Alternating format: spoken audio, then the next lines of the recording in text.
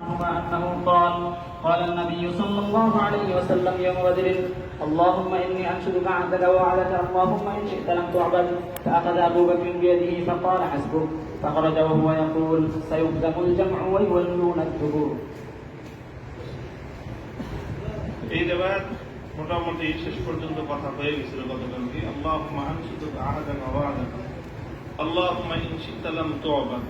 এই দুটোর উপর কথা চলতেছিল যে এইভাবে আল্লাহ পাক রব্বুল আলামিনের কাছে এই কথা বলা যে আল্লাহ, আপনি যদি মনে করেন যে দুনিয়াতে আপনার ইবাদত জারি থাকুক, তাহলে আপনি আমাদের এই জামাতকে হেফাজত করেন। আর যদি চান যে আপনার ইবাদত বন্ধ হয়ে যাক, আপনি আমাদের এই জামাতকে ধ্বংস করে দেন। দরবারদা এই কথা বলা হয় যে আল্লাহ পাকের ইবাদত দুনিয়াতে জারি থাকা এই জামাতের উপর মওকুফ। এই ধরনের কথা বলা এটা আল্লাহ পাক রব্বুল আলামিনের যে শান, ইস্তিগনাইয়াতুল খিলাফ, এই কথা রাসূল সাল্লাল্লাহু আলাইহি ওয়াসাল্লাম কিভাবে বললেন? খোলাসায় জবাব হলো যে এটা আম হালাতে তো এই ধরনের কথা এটা মজমুন শুমার হয়, কিন্তু কিছু কিছু শান আছে, ওই সমস্ত শানে আবার এই ধরনের কথা মুস্তাহসান শুমার করা হয়। কিছু আচরণ আছে যেটা গায়রে মাহবুবের পক্ষ থেকে বেআদবি শুমার করা হয়, আবার ওই আচরণটাই মুহাব্বতের পাত্র করলে ওটাকে শানে মাহবুবিয়ত শুমার করা হয়। রাসূল সাল্লাল্লাহু আলাইহি ওয়াসাল্লাম বুঝতে পারছেন যে আজকের যে হালাতের যে ভয়াবহতা, এই ভয়াবহতায় আমাকে সর্বোচ্চ জায়গা থেকে আল্লাহর কাছ থেকে কি করতে হবে? নুসরত আদায় করে আনতে হবে। এই জন্য আল্লাহ নবী সাল্লাল্লাহু আলাইহি ওয়াসাল্লাম নাজ করেছেন, আল্লাহর সঙ্গে অভিমান করছেন, এবং অভিমানের সুরে আল্লাহ নবী আল্লাহর সঙ্গে কথা বলছেন, এবং সেই কথা বলে আল্লাহর পক্ষ থেকে নুসরতকে টেনে আনছেন। একরকম আসমান থেকে জমিনের দিকে নুসরত টেনে আনছেন রাসূল সাল্লাল্লাহু আলাইহি ওয়াসাল্লাম। এটা একদিকে আল্লাহ নবী আল্লাহর সাথে শানে মাহবুবিয়ত জাহির হয়, আরেকদিকে নবীজির সাহাবায়ে কেরামের প্রতি, নিজের যারা সহকর্মী ছিলেন তাদের প্রতি যে আল্লাহ নবীর জিম্মাদারির ইহসাস, তাদের প্রতি যে মহব্বত, তাদের প্রতি যে মমতা, এটার যে শিদ্দত সেটা বুঝে আসে। যেটা রাসূল সাল্লাল্লাহু আলাইহি ওয়াসাল্লাম চাচাকে বলছিলেন না, ইয়া আম্মি কুল লা ইলাহা ইল্লাল্লাহ কালিমাতান তুহাজ্জু লাকা বিহা ইনদাল্লাহ।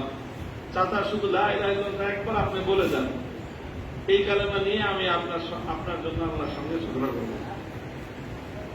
আপনি খালি বলে যান তুহাজ্জু লাকা বিহা ইনদাল্লাহ, আমি এই কালেমা নিয়ে আপনার পক্ষে আপনার সাথে ঝগড়া করে আপনাকে নাজাত করায় দিলেন। ওই কথাটা এটাই ছিল। আল্লাহ নবী আল্লাহর সঙ্গে মানে নাচ করে বসবেন, ঠিক আছে আমার চাচারা যদি না আসে না, আমিও জান্নাতে যাবো না, এরকম একটা কিছু বলে বসবেন। আল্লাহ রাসূলের এরকমই ছিল কি মানসিকতা বা এরকম মনোভাব, কিন্তু আসলে সেটা তো হয় নাই। এখানে ওইটাই যে আজকে আমার এই সাহাবীদেরকে রক্ষা করার জন্য আমি আল্লাহর সঙ্গে যা করতে হয় তাই করব, এবং সেটাই রাসূল সাল্লাল্লাহু আলাইহি ওয়াসাল্লাম করছেন। নিজের সহকর্মীদের প্রতি ঝুঁকির সময়ে, বিপদের সময় একজন জিম্মাদারের তাদের প্রতি কতটা খেয়াল রাখা উচিত। হ্যাঁ, এগুলো জিম্মাদারানা শখসিয়ত, ব্যক্তিত্ব এইভাবে হয়। নিজের নিরাপত্তার কথা চিন্তা করবে জিম্মাদার, সে জিম্মাদার হয়। বিপদের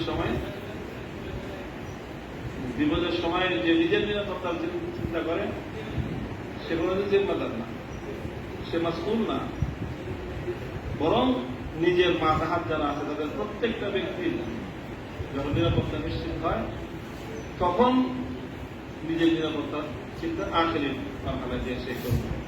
রাসূল সাল্লাল্লাহু আলাইহি ওয়াসাল্লাম সেটাই করছেন এখানে, যে এই 304 জন সাহাবী তাদের আজকে নিরাপত্তার ব্যবস্থাটা আল্লাহর কাছ থেকে যে কোনোভাবে হোক মঞ্জুর করাই দেবেন। এটাই রাসূল সাল্লাল্লাহু আলাইহি ওয়াসাল্লাম এখানে সামনে। তো আল্লাহুম্মা ইন শি'তা লাম তু'বাদ, এই গেল এই কথার ওজাহাত। হ্যাঁ, এখানে এবার একটা মুখতাসার, কোন কোন তরিকার মধ্যে যে পূর্ণ লফজ আছে সেটা হলো কি ফাহলিক হাযিহিল ইসাম। আল্লাহুম্মা ইন শি'তা লাম তু'বাদ বা'দা আল-ইয়াওম ফাহলিক হাযিহিল ইসাম। فأخذ أبو بكر بيده فقال حسبك. فخرج وهو يقول سيهزم الجمع ويولون الدبر। अबू बकर सिद्दीक रज़ियल्लाहु ताला अन्हु जाकर आप सल्लल्लाहु अलैहि वसल्लम के हाथ को पकड़ लिया और कहने लगा, काफी हो गया, हस्बुका, अब आपके लिए यही काफी है। या रसूलुल्लाह, আপনার আর আল্লাহর কাছে কি করতে হবে না, ইসরাফ করতে হবে না, যথেষ্ট হয়েছে। তখন রাসূল সাল্লাল্লাহু আলাইহি ওয়াসাল্লাম বের হয়ে আসলেন, নিজে আল্লাহর কাছে এরকমভাবে রোনাজারি করতেছিলেন, দোয়া করতেছিলেন, চিন্তার মধ্যে পড়ে কান্নাকাটি করতেছিলেন। সেখান থেকে হুজুর ইতমিনানের সাথে দোয়া শেষ করে হুজরা থেকে বের হলেন, বা যে তাবুতে আল্লাহ নবী যে ঝুপড়ির মধ্যে ইকামত করতেছিলেন সেখান থেকে বের হয়ে আসলেন। ফাখারা জামানি হলো সেই ঝুপড়ির ভিতর থেকে বের হয়ে আসলেন। নবীজির জুবানে এই কালেমাতগুলো জারি ছিল, সাইয়্যিদুল জামউ ওয়া ইয়ালুনা দুবুর, ये फरीक मुकाबल ये हजीमत होगी उनकी और ये लोग पीठ पीछे भागेंगे, তারা অচিরেই পরাস্ত হবে এবং তারা পশ্চাৎ দেশে পালিয়ে যাবে। তার রাসূল সাল্লাল্লাহু আলাইহি ওয়াসাল্লাম আল্লাহর কাছে তার দোয়া কবুল হয়ে যাবে বা গেছে এবং আল্লাহর পক্ষ থেকে নুসরত চলে আসবে, এইটা আল্লাহ নবীর ইতমিনান হলো কখন?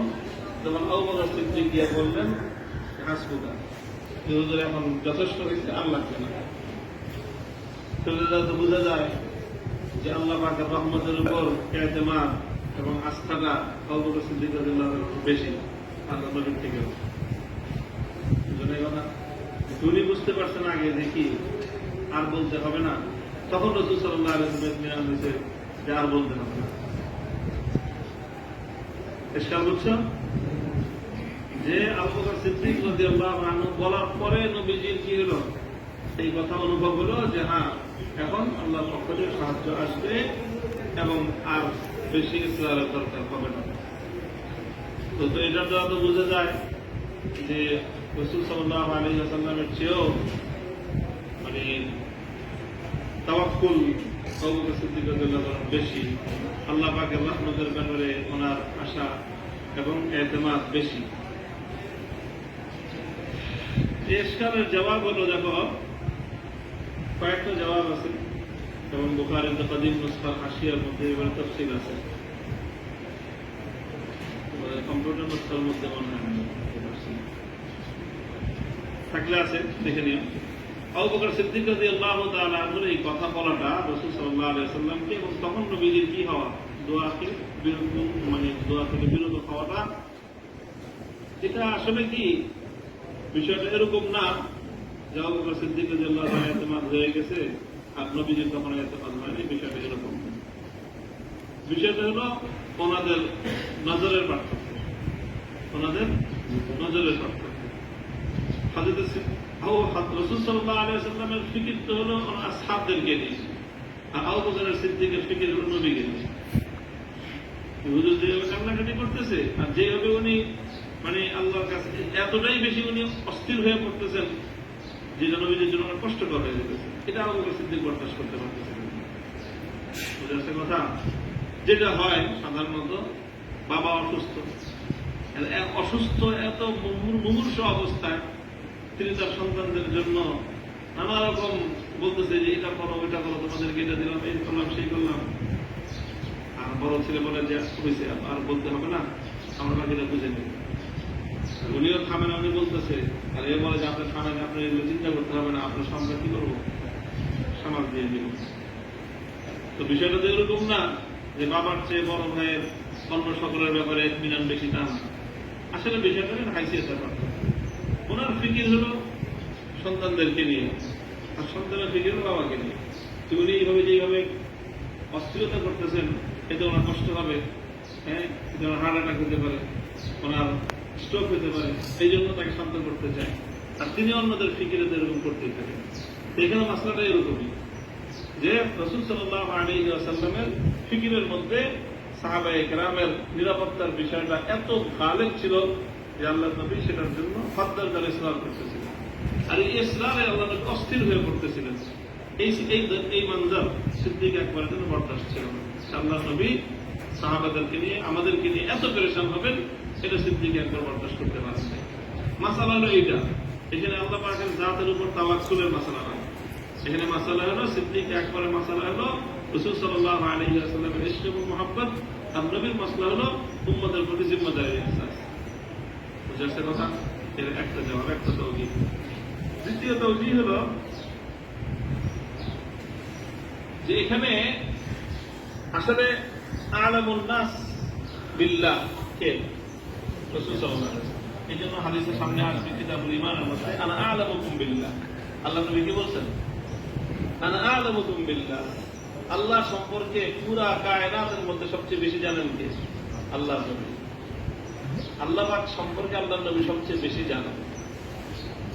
কাজে নবীজি সবচেয়ে বেশি জানার কারণে আল্লাহ পাকের ওয়াদার উপরে যেরকম নবীদের আস্থা আছে, আবার আল্লাহ পাকের শানে ইস্তিগনাইয়াতের ব্যাপারে আল্লাহ পাকের নবীজির ইলম বেশি। আল্লাহ বলছেন করবেন, যদি আল্লাহ না করেন কি করবা? আল্লাহ বলছেন সাহায্য করবেন, করলেন কি করবা? আল্লাহ বলছেন ঠিক আছে আমি সাহায্য পাঠাইতেছি, পাঠাই দেন না, কি করবা? আল্লাহ পাক বলছেন ফেরেশতারা আসতেছে, আসতে থাকলো, আসার পর আল্লাহ ফেরেশতাদেরকে আবার বলেন ফিরে আয়, কি করবা?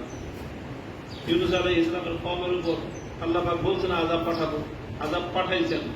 ইউনূস আলাইহিস সালাম আযাব দেখে এলাকা ছেড়ে চলে গেছেন। আযাব আসছে, কওম তওবা করছে, আল্লাহ পাক আযাব উঠাই দিয়েছেন। ইউনূস আলাইহিস সালাম তো করছে এক মহাবিপদে। আমি বললাম যে আযাব আসবে, আল্লাহর পক্ষ থেকে খবর দিলাম, আযাব আসলো, দেখলাম আর আযাব কি এই চলে গেছেন, আমি কি করবো? এলাকা থেকে চলে গেছে। মানুষকে মুখ দেখাবো কি করে? মানুষকে মুখ দেখাবো কি করে? আমি এদেরকে এতভাবে এত হুমকি টুমকি দিলাম যে আযাব আসছে, আযাব আইসা পড়ছে, এখন তোমরা কেউ বাঁচতে পারবে না, এখন তো আযাব চলে গেল, তা তো সব বেঁচে গেছে, এনারা আমাকে কি বলবে, আমি এদেরকে কিভাবে মুখ দেখাবো, এদের মধ্যে কেমনে কাজ করবো, এই সমস্ত পেরেশানিতে উনি এলাকা ছেড়েই চলে গেলেন। বুঝে আসছে কথা? আসলে আল্লাহ পাকের একদিকে যেরকম আল্লাহ রহমতের জাত, আবার আরেকদিকে আল্লাহ পাক জাতে মুস্তাগনি। আল্লাহ বলছেন, ওয়াদা করছেন সাহায্য পাঠাবেন, সাহায্য পাঠালেন, করার আছে, জিজ্ঞাসা করা আছে আল্লাহ কিনে পাঠাননি, আমরা ওয়াদা খেলাপি কেন করলেন, এই সমস্ত কথা বলার আছে। এই সব বিষয় সম্পর্কে রাসূল সাল্লাল্লাহু আলাইহি ওয়াসাল্লামের ইলম সবচেয়ে বেশি। এই জন্য আল্লাহ রাসূল সাল্লাল্লাহু আলাইহি ওয়াসাল্লাম বুঝতেছেন যে আল্লাহ সাহায্য পাঠাবেন, এতেমাদ আছে, তাওয়াক্কুল আছে, কিন্তু আল্লাহ পাক তার মুস্তাগনি। আল্লাহ যদি না পাঠান বলার নেই। আবার আল্লাহ পাক কখনো আমাদের সামান্য ত্রুটির কারণে হতে পারে যে আল্লাহ পাঠায়ও আবার কি করবেন, বন্ধ করে দিবেন। এই সমস্ত আল্লাহর জাত সম্পর্কে নবীজির বেশি ইলমই নবীজিকে আল্লাহ পাকের কাছে ইসলাম বেশি করার জন্য বাধ্য করেছে। আবু বকর সিদ্দিকের ইলম ছিল, কিন্তু আখরাম নবীর সমান তার না। এই জন্য রাসূল সাল্লাল্লাহু আলাইহি ওয়াসাল্লামের এই ব্যাপারে ইলম বেশি থাকার কারণে, আল্লাহর জাত সম্পর্কে উনি বেশি জানার কারণেই ইসলামটা বেশি করছেন। আবু বকর সিদ্দিক নবীজির চেয়ে কম জানতেন, এই জন্য আগেই আবু বকর সিদ্দিক বক্তব্য করছেন। বুঝতে কথা? এই হলো আরেক তাওজীহ। তৃতীয় তাওজীহ হলো, আসলে রাসূল সাল্লাল্লাহু আলাইহি ওয়াসাল্লামের একদিকে যেরকম শান, আল্লাহ পাকের জাতের কাছ থেকে মুতালাবা করা, দোয়া করা, কান্নাকাটি করা, এটাও যেরকম নবীর শান, আবার মানুষকে মর্যাদা দেওয়া, এটাও আল্লাহ নবীর আরেকটা শান। আবু বকর সিদ্দিক একজন মুআজ্জাজ মানুষ, হ্যাঁ, উম্মতের মধ্যে আল্লাহ নবীর পরেই সবচেয়ে বড় মুআজ্জাজ মানুষ সিদ্দিক আকবর। সিদ্দিক আকবর এসে বলতেছে যে আর বলতে হবে না, আর নবীজি এরপরেও বলতেই থাকেন, এটা সিদ্দিক আকবরের যথাযথ কি হয় না, মর্যাদাটা রক্ষা হয় না। না সামানা আসলাম, আচ্ছা ঠিক আছে, আবু বকর সিদ্দিক বলতেছে, ঠিক আছে চলো কি বলে আমি শেষ করি। এটা আসলে সিদ্দিক আকবরকে আল্লাহ রাসূল সাল্লাল্লাহু আলাইহি ওয়াসাল্লাম এজাজ করছেন। এটা নবীজির শান ছিল, নবীজির ফিতরত ছিল যে একটা কাজ যেটা উত্তম, কিন্তু আরেকজন এসে সিদ্দিক আকবর এসে ওমর ফারুক এসে বলছে না করেন, হুজুর ওই সময়টা কাজটা করেন নাই, অথচ হুজুর যেটা করতেছিলেন সেটা উত্তম, আর উনি যেটা বলতে সেটা অনুত্তম। এখানে জাওয়াজ এবং আদমে জাওয়াজের মাসালা না, হয়তো আফজল এবং গায়র আফজলের মাসালা। তো সেখানে আল্লাহ নবী আফজলটা করতেছেন, হয়তো অন্য কেউ আয়েশা, এরকম বিশেষ করে যারা মুআজ্জাজ সাহাবা ছিলেন, তারা যখন আয়েশা নবীজিকে বলতেন যেটা খেলাফ আফজল, আল্লাহ নবী ওয়াক্তান ওই সময়ের জন্য তাদের প্রতি রিয়ায়াত করতেন। ঠিক আছে, তুমি যেটা বলছো সেটাও হতে পারে, আচ্ছা ঠিক আছে তোমার কথা রক্ষা করলাম। এটা নবীজির একটা তবিয়ত ছিল, আখলাক ছিল, মিন হুসনি আখলাকিন নবী সাল্লাল্লাহু আলাইহি ওয়াসাল্লাম। প্রত্যেকটা মানুষকে হাত্তাল মাকদুর আল্লাহ নবী তাকে ইজ্জত দিতেন এবং তার কথার মর্যাদা রক্ষা করতেন। আবু বকর সিদ্দিক বলছে, আচ্ছা আর দোয়া করতে হবে না, ঠিক আছে আর দোয়া করতে হবে না। বুঝতে কথা? মাসলাটা এখানে আল্লাহর জাতের উপর তাওয়াক্কুল এবং আদালত তাওয়াক্কুলের মাসলা না, এগুলো আল্লাহ নবীর পক্ষ থেকে সিদ্দিক আকবরের এজাজ আছে। বুঝছো কথা? আখেরি জবাব হলো যে আসলে রাসূল সাল্লাল্লাহু আলাইহি ওয়াসাল্লামের তো আল্লাহ পাকের ওয়াদার উপর পরিপূর্ণ আস্থা ছিলই। হ্যাঁ, আস্থা তো আল্লাহ নবী সবচেয়ে বেশি, এবং তিনি জানতেন, আল্লাহ পাক জানায় দিয়েছেন যে সাহায্য আসবে এবং ইনশাআল্লাহ আপনাদের বিজয় হবে। কিন্তু রাসূল সাল্লাল্লাহু আলাইহি ওয়াসাল্লামের ফিকির ছিল ভিন্নটা। সেটা হলো যে সাহাবীদেরকে যে আমি এরকম করে একটা পরিস্থিতির সম্মুখীন করে দিলাম, হ্যাঁ আনসার ও মুহাজিরদেরকে, ওনারা যে এরকম একটা পরিস্থিতির সম্মুখীন হয়ে গেলেন না, ওনারা যুদ্ধের জন্য বেরিয়েছিলেন, হাতিয়ার নিয়ে বেরিয়েছিলেন, বের না হয়ে অনাকাঙ্ক্ষিত ভাবে এরকম একটা যুদ্ধের পরিস্থিতিতে পড়ে গেলেন। এর জন্য মূল মাসউলকে রাসূল সাল্লাল্লাহু আলাইহি ওয়াসাল্লাম, তাই না? এখন কারো দিলের মধ্যে এই ধরনের ওয়াসওয়াসা চলে আসতে পারে, যদি যে ও আমাদেরকে বিপদের মুখে ফালা দিয়ে ওই ঘুমাইতেছেন, আলিয়াযুবিল্লাহ, দিলের মধ্যে ওয়াসওয়াসা আসতে পারে না যে তিনি আমাদেরকে এরকম একটা বিপদের মুখে ফেলে দিলেন যে এখন আমরা বেসুর সামান অবস্থায় এত বড় কাফেরদের বাহিনীর, সশস্ত্র বাহিনীর মুখোমুখি আমরা রয়ে গেলাম। তো আমাদেরকে এই পরিস্থিতির সম্মুখীন করলেন কে? রাসূল সাল্লাল্লাহু আলাইহি ওয়াসাল্লাম।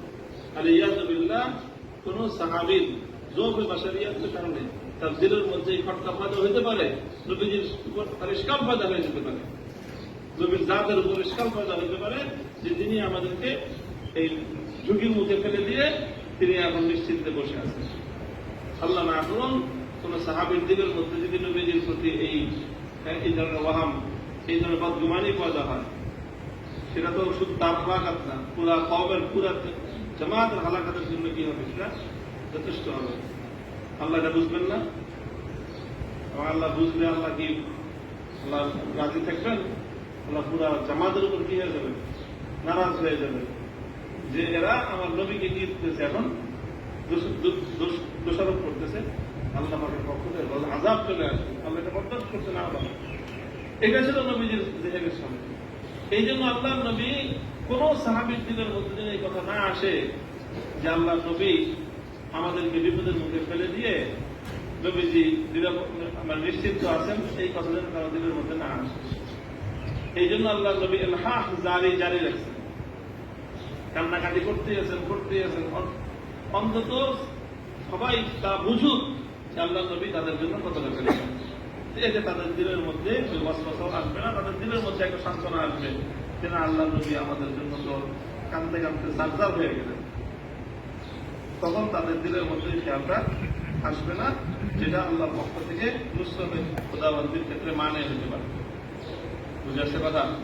তো নবীজি এলাহা জারি করতেছেন। একজন সাহাবী যখন এসে বললেন যে না নবীজি আর লাগবে না, আপনার এত অস্থির হওয়ার দরকার নেই, হুজুর বুঝলেন যে না সাহাবীদের কি হয়ে গেছে, বিরান হয়ে গেছে আমার ব্যাপারে, যে আমি তাদেরকে ঝুঁকির মুখে ফেলে দিয়ে আমি নিশ্চিন্তে নিরাপদে ঘুমাইতেছি, ডাক্তার দিয়ে নাক ডেকে ঘুমাচ্ছি, ব্যাপারটা এমন না, বরং তারাও বুঝতেছে যে আমি তাদের জন্য সর্বোচ্চ চেষ্টাটা করতেছি। আবু বকর সিদ্দিক যখন এসে বললেন হাসবুকা, তো নবীজি বুঝতে পারলেন যে সাহাবীদের এখন আমার ব্যাপারে কি হয়ে গেছে, ইতমিনান হয়ে গেছে। মাকসাদ তো এটা ছিল, মূল মাকসাদ আল্লাহ পাকের পক্ষ থেকে সাহায্য আসবে, এটা আল্লাহর পক্ষ থেকে ওয়াদা, সেই ওয়াদা পুরো হবে নবীজি জানতেন। এরপরে নবীজি ইসলাম করে যাচ্ছেন কেন? সাহাবীদের মধ্যে ইতমিনান পয়দা করার জন্য। আর সাহাবীদের দিলের মধ্যে ইতমিনান পয়দা হয়েছে কি হয় এটা বুঝলেন কিভাবে? আবু বকর সিদ্দিকের কথা বুঝে আসছে কথা। فخرج وهو يقول سيهزم الجمع ويولون الدبر। তোমরা নামাজ থেকে নিয়ে পড়ো না, চলো। وبه قال حدثني ابراهيم بن موسى قال اخبرنا هشام ان ابن جريج اخبره قال اخبرني عبد الكريم انه سمع مقسما مولى عبد الله بن الحارث يحدث عن ابن عباس رضي الله عنهما انه سمعه يقول لا يستوي القاعدون من المؤمنين عن بدر والخارجون الى بدر. باب ये बाब है बिला तर्जुमा। ये भी इमाम बुखारी रहमतुल्लाह अलैह का और एक स्नेह है। বুখারী শরীফের মধ্যে বিভিন্ন জায়গায়, এটা ইমাম বুখারীর একটা ব্যতিক্রমী তরজে আমল, যে অনেক জায়গায় ইমাম বুখারী কি করেন, বাব জিকির করেন, কিন্তু কোন তরজমা জিকির করেন। এখন তো শারহিন ইকরাম মেনে খুব পরেশান, কাহিনী দেখে রহস্য কি, এর তাওজি, বাব আছে তরজমা নাই, দরজা আছে, গেট নেই, বাব আছে, তর্জমা নাই, কোন অনুবাদ ছাড়া বাব। এটা কি কি এর অর্থ কি, কেন এরকম বুখারী এরকম করেন? তবে এক দুই জায়গায় না, অনেক জায়গায় আছে। তো এটা দিয়ে শারীরিক ইকরামের অনেক রকম তৌজিহ।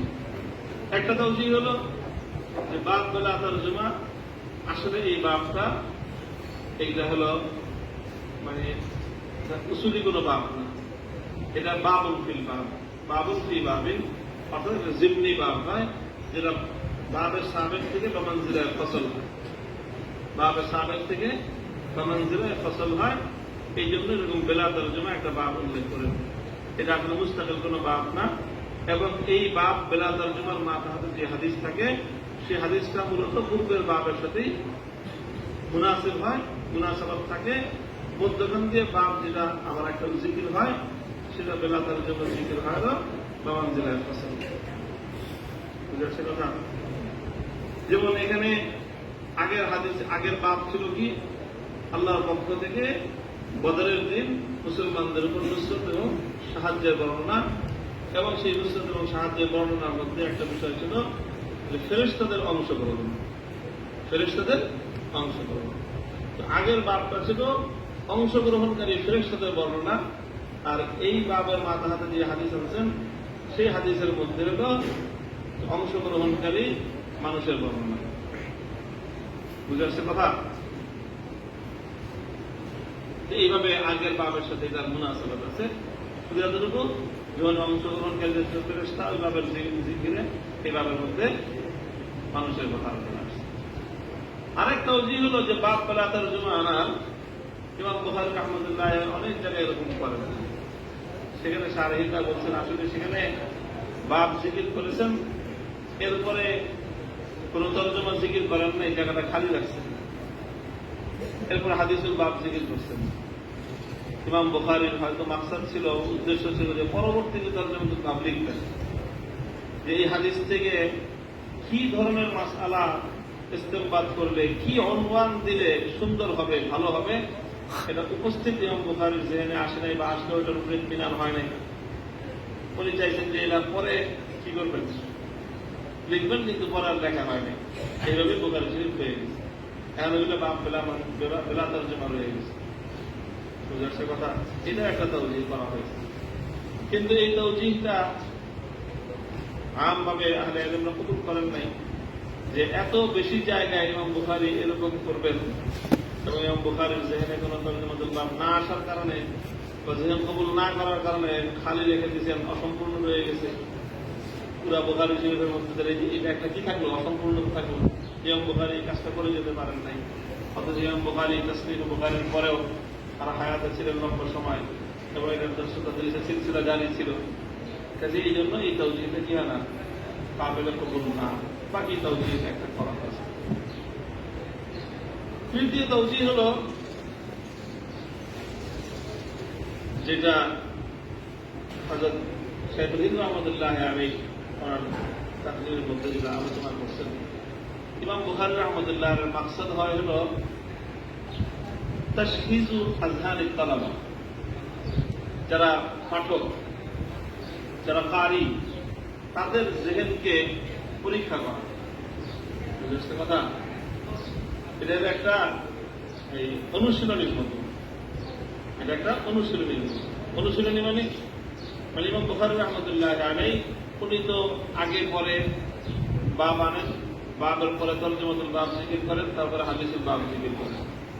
তর্জমাতুল বাবটা আসে থেকে হাদিসুল বাব থেকে। হাদিসুল বাব থেকে ইমাম বুখারী যে বিষয়টার দিকে দৃষ্টি আকর্ষণ করতে চান, সেই বিষয়টাকেই উনি তর্জমাতুল বাব হিসেবে উল্লেখ করেন, যে এই হাদিস থেকে কিন্তু এই বিষয়টা বুঝে আসে। তর্জমাতুল বাব মানে কি, এই হাদিসগুলো থেকে কিন্তু এই বিষয়টা বুঝে আসে, এই হাদিস থেকে কিন্তু এই বিষয়টা বুঝে আসে। এটা হলো তর্জমাতুল বাব।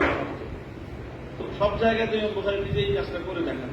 কিছু কিছু জায়গায় বাব জিকির করেন, এরপরে হাদিসুল বাব জিকির করেন। এই কথা বোঝানোর জন্য যে অন্য জায়গাতে আমি করে দিলাম, এবার এই জায়গায় তোমরা বলো দেখি হাদিসুল বাব থেকে কি বুঝে আসে, এই হাদিসুল বাব থেকে কি বুঝে আসে। যেরকম এখানে যে হাদিসটা আনছেন, একটা হাদিসই আনা হয়েছে এই তর্জমাতুল বাব বেলা তর্জমার মাথা হাতে, এখানে ইবনে আব্বাস রাদিয়াল্লাহু তাআলা আনহু তিনি লা ইয়াস্তাবিল কাঈদুনা মিনাল মুমিনিন কথা লা ইয়াস্তাবিল কাঈদুনা মিনাল মুমিনিন গায়রু লিদ-দারার ওয়াল মুজাহিদুনা ফী সাবিলিল্লাহ ফাদ্দালাল্লাহু আল-মুজাহিদিনা বিআমওয়ালিহিম ওয়া আনফুসিহিম আলা আল-কাঈদিনা দারাজা। এই আয়াত পুরো আয়াতের মজমুন কি? যারা জিহাদে যায় আর যারা জিহাদে যায় না তারা সমান মর্যাদার নয়। তাহলে মর্যাদা বেশি কাদের? যারা জিহাদে যায় তাদের মর্যাদা বেশি। অর্থাৎ ফারকুল মারাতিবি বাইনা মান খারাজা ফিল জিহাদ ওয়া মান লাম ইয়াখরুজ অথবা বাইনা মান জাহাদা ওয়া মান লাম ইউজাহিদ। যে জিহাদে যায় মুজাহিদ এবং গায়রে মুজাহিদের মধ্যে মর্যাদার পার্থক্যের বর্ণনা। বুঝতে কথা?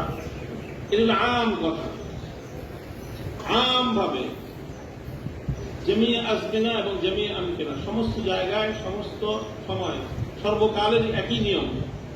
যারা জিহাদে যাবে যারা জিহাদে যাবে না তারা কোনোদিন সমান হতে পারে না, বরং যারা জিহাদে যাবে তাদের ফজিলত অনেক বেশি।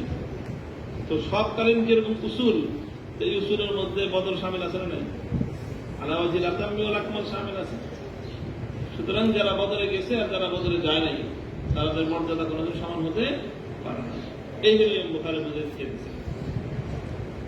কাজে এখন এখান থেকে আমরা হাদিসুল বাব থেকে যে তরজমাতুল বাব আমরা কি করতে পারি? আখজ করতে পারি, ইস্তেমবাদ করতে পারি। সেটা বাবু ফারকুল মারাতিবি বাইনা মান শাহিদা বাদরান ওয়া মান লাম ইয়াশহাদ ওয়া মান লাম ইয়াশহাদহা। বাবু ফারকুল মারাতিব। তাই কলম দিয়ে লিখতেছো না পেন্সিল? তোমার যে আমার কিতাব আমি কিনছি টাকা দিয়ে, আমি কলম দিয়ে লেখুন না পেন্সিল দিয়ে লেখুন, আপনি কলম দিয়ে নাকি? না, তুমি কিতাব কিনলেই কিতাবের মালিক হওয়া যায় না। কিতাব কিনে কিতাবের রক্ষক হওয়া যায়, কিন্তু কি হওয়া যায় না? কলম দিয়ে লেখার অর্থ হলো তুমি মুসান্নিফ অথবা তুমি কমস কম সারে। বুঝছো কথা? কলম দিয়ে লেখার অর্থ কি? কথা পরিবর্তন করা যাবে না, তাই না? তোমার এত লিখতে মন চাইলে আর এত লেখার যোগ্যতা থাকলে সাদা কাগজ কিনা তারপরে তুমি দেখি কাগজ কিতাব কত বড় মুসান্নিফ করেছো। অথবা কমস কম কি করো? সরা লেখো যে তুমি কত বড় সারে হয়েছো। তুমি এখানে সরা আছে, হাসি আছে, এর মধ্যে আবার তুমি যদি কি কলম দিয়ে বসাও, এই কলম বসানো হোক নাই। হ্যাঁ, কি করতে পারো? পেন্সিল দিয়ে লিখতে পারো নিজের তানাব্বুহের জন্য।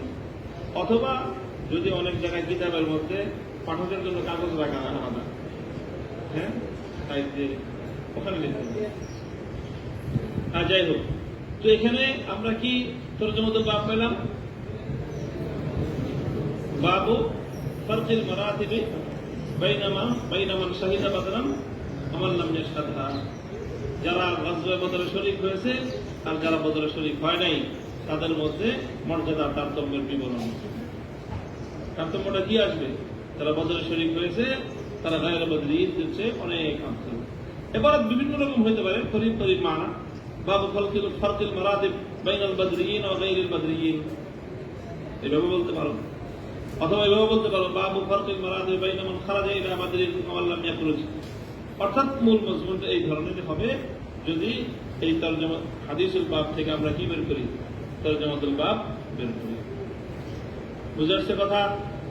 এখানে আরেকটা বহস ছোট্ট একটু করা হয়েছে, সেটা হলো এই যে আয়াতটা লা ইয়াস্তাবিল কাঈদুনা মিনাল মুমিনিনা গায়রু লিদ-দারারি ওয়াল মুজাহিদুনা ফী সাবিলিল্লাহ। এই আয়াতটা হলো সূরা তাওবা। হ্যাঁ, ফাদ্দালাল্লাহু আল-মুজাহিদিনা বিআমওয়ালিহিম ওয়া আনফুসিহিম আলা আল-কাঈদিনা দারাজা। সূরা তাওবা, সূরা নিসা দারাজাতুম মিনহুম মাগফিরাতুম ওয়া রাহমা পরে আসছে। তো এই আয়াতের মানে তাআল্লুক বা এই আয়াতের মিসদাক, এই আয়াতের মিসদাক নিয়ে সাতটি মানে মুফাসসিরিনে কেরামদের মধ্যে মুতাআদ্দিদ রায় আছে। কেউ বলছেন এটা তবুকের ব্যাপারে ঘটনা। তবুকে যারা গেছে যারা যায় নাই তাদের ব্যাপারে তো আল্লাহর পক্ষ থেকে সবচেয়ে বেশি যেই গজওয়ার ব্যাপারে আল্লাহর পক্ষ থেকে হিসাব করা হয়েছে সেটা গজওয়া তবুক। যারা গেল আর যারা গেল না তাদের মধ্যে অনেক পার্থক্য করা হয়েছে। যারা গেছে তাদের ফজিলত বর্ণনা করা হয়েছে, আর যারা যায় নাই তারা মুমিন হয়ে থাকলে তাদের উপরে হেদাব আসছে, 50 দিনের জন্য তাদের উপরে কঠোর সাজা আসছে। আর মুমিন না হয়ে থাকলে তাদেরকে মুনাফিক সাব্যস্ত করে তাদের মুখ সম্মোচন করা হয়েছে। একমাত্র গজওয়া কোনটা?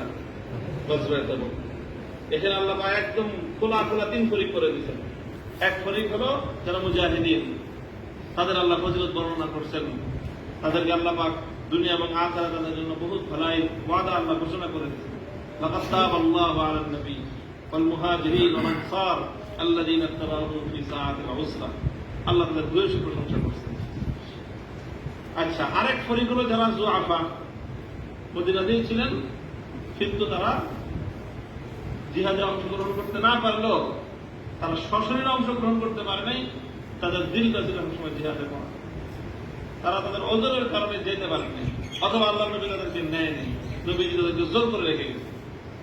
এই পুরা সফরে তাদের দিল পড়েছিল কোথায়? জিহাদের ময়দানে তাদের দেহবন্দী ছিল মদিনায়। আল্লাহ পাক এই সমস্ত যুআফাদেরও অনেক প্রশংসা করছেন, তাদের দিলের হালাত, যে আল্লাহ পাক আসলে কি দেখেন, মানুষের কল্পের হালাতটাই দেখেন, আল্লাহর কাছে সেটাই আসলে গ্রহণযোগ্য, মানে বিবেচ্য বিষয় প্রধানত। এই দুই ফরিক। আর তৃতীয় আরেক ফরিকগুলো যারা জয়ীব না, জিহাদেও যায়। এই ফরিকের উপর আল্লাহর পক্ষ থেকে ইতাব আসছে, এবং এই ফরিকের মধ্যে আবার দুই কিসম ছিল। এক কিসমের যারা মুমিনিন 3 জন, তাদের উপর আল্লাহর পক্ষ থেকে 50 দিনের কঠোর পানিশমেন্ট আসছে। আর বাকি সবাইকে কি করা হয়েছে? মুনাফিক হিসেবে তাদের চরিত্র উন্মোচন করে দেওয়া হয়েছে মানুষের সামনে, বিশ্ববাসীর সামনে, কিয়ামত পর্যন্ত মানুষের সামনে। তো এই হলো গজওয়ে তাবুকের ওয়াকিয়া, এবং লা ইয়াস্তাবিল কায়িদুন, এটা তাবুকের ব্যাপারে। এটা একটা উজি। আরেকটা উজি হলো যে না, এই আয়াতের তাআল্লুক হলো গজওয়ে বদরের সঙ্গে। বুঝতে কথা? তো আরেকটা উজি হলো যে না, এই আয়াত না গজওয়ে বদর সংক্রান্ত, না গজওয়ে তাবুক সংক্রান্ত, আয়াতুল আম, জিহাদ সংক্রান্ত। এবং সেই জিহাদের অনুমের মধ্যে বদর শামিল, তাবুক শামিল, এবং বদর এবং তাবুক ছাড়া অন্যান্য গজওয়াত শামিল। ইমাম বুখারী রাহমাতুল্লাহ আলাইহি এই আয়াতকে এখানে এনে বুঝাইতেছেন যে ওনার রায় রুজহান হলো কোন দিকে, যে আয়াতটার তাআল্লুক গজওয়া বদরের সাথে। বুঝতে কথা? এটা বাস শারহিনের তাওজীহ। আবার বাস শারহিনের তাওজীহ হলো যে না, ইমাম বুখারী এই আয়াতকে বদরের এখানে আনার দ্বারায়, বদরের বাবের মাথাহাতে আনার দ্বারা এই কথা সাব্যস্ত হওয়ার মতো আইন না যে ইমাম বুখারীর রায় হলো এই আয়াতের তাআল্লুক বদরের সাথে। বরং এটাও তো হতে পারে যে ইমাম বুখারী রাহমাতুল্লাহ আলাইহি এই আয়াতকে আম মনে করেন এবং ওই উমুমের মধ্যে বদরকে শামিল মনে করেন, এটাও হতে পারে। বুঝছো কথা? এবং এটি মানে বেশি মজবুত কথা যে ইমাম বুখারী বুঝাইতে চাইতেছেন যে আয়াতের মধ্যে উমুম আছে, আর সেই উমুমের আউয়ালিন মিসদাক হলো বদর। প্রথম মিসদাকটাই কি? কারণ প্রথম গজওয়া যেহেতু বদর, কাজে আয়াতের উমুমের প্রথম মিসদাক কি হবে? বদর হবে। এই জন্য এই কথাই বললেন যে লা ইয়াস্তাবিল কাঈদুনা মিনাল মুমিনিনা আন বদরিন ওয়াল খারিজুনা ইলা বদরিন।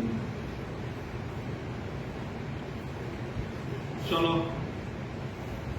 আজকে তো কম হয়ে গেল।